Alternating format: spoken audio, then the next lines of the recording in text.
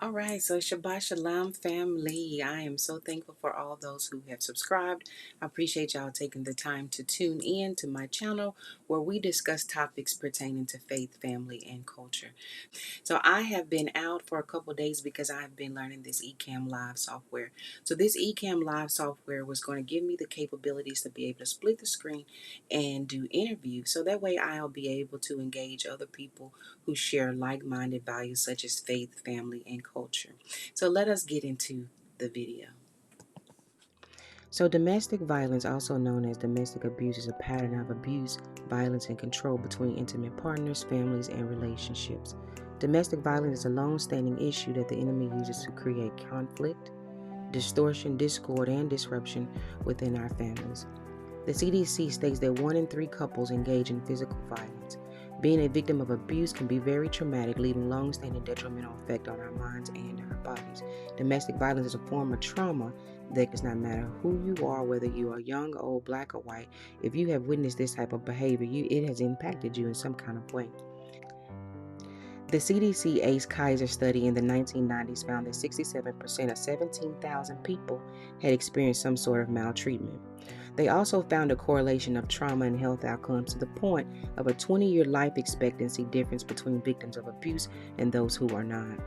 Trauma pierces the brain in a way that can alter the neurons in our nervous system, creating what I like to call malfunctions in the control center. Anytime our senses are aroused by something that reminds us of abuse, we will have a strong emotional reaction to that. That is sometimes hard to regulate. Kids who grow up in domestic violence situations tend to see the world different from others.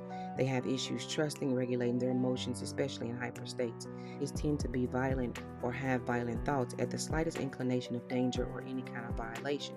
We also know that these kids do what they see, so a child who has grown up in a domestic violence situation is more than likely to become an abuser themselves. This horrendous cycle shows that a vast amount of youth with traumatic instances tend to demonstrate poor decision making and poor self-control. The lack of willpower makes a person more susceptible to unhealthy coping strategies such as drugs, self-harm, and risk-taking delinquent activities.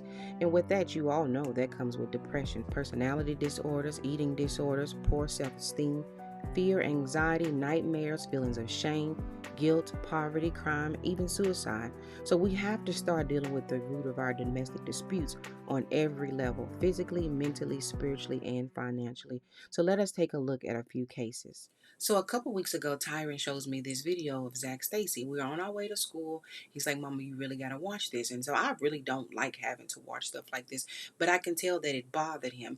And so when I watched it, what it did for me, it took me back. I thank God for delivering me in my own situation, because it could have came to a point to where I might have been throwing somebody around like Zac Stacy.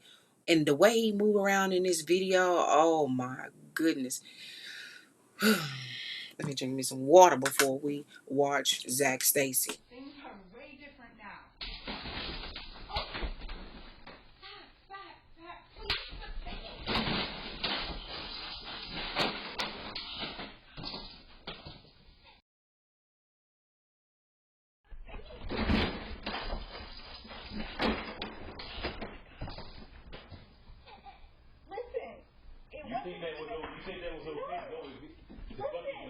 Now I do not. Please, please, please. You thought that was okay? And then you're going to ruin relationships and talking about I'm destructive? Listen.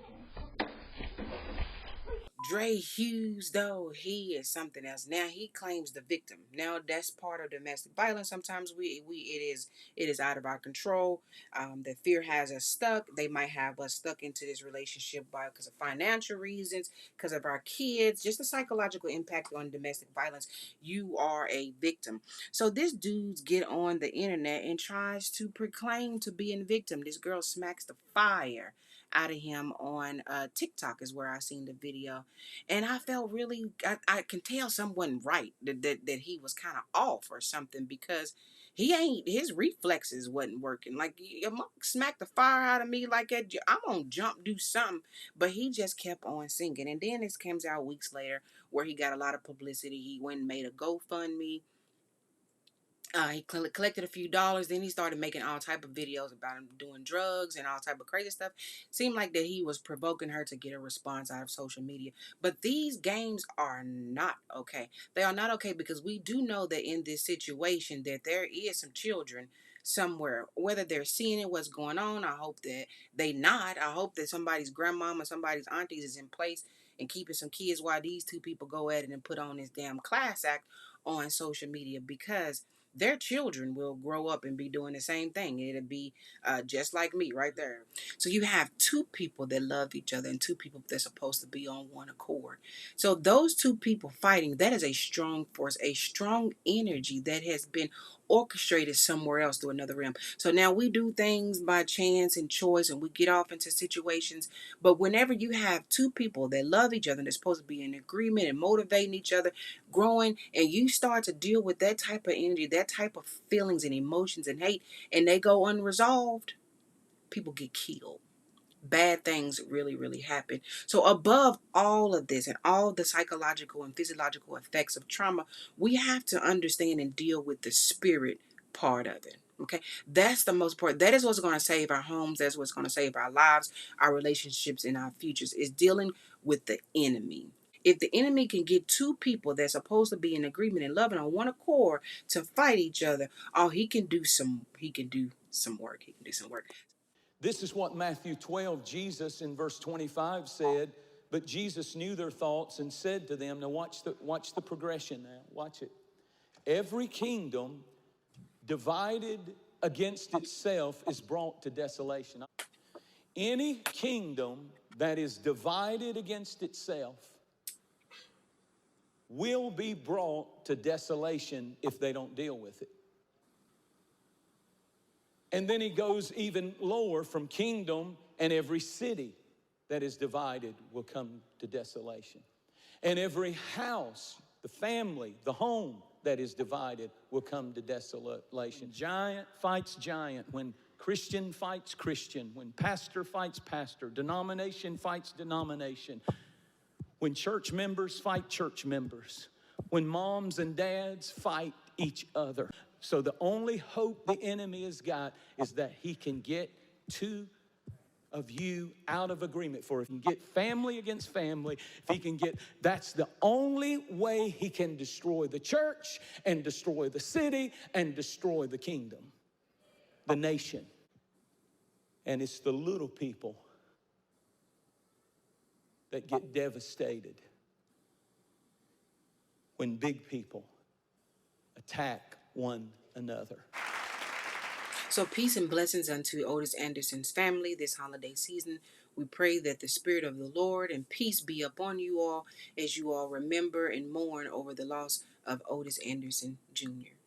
Please like, share, and subscribe. Please keep your damn hands to yourself, okay? Please learn to defy, resist, rebuke the enemy, and guard your heart. Please follow me on Facebook under Jennifer Artist.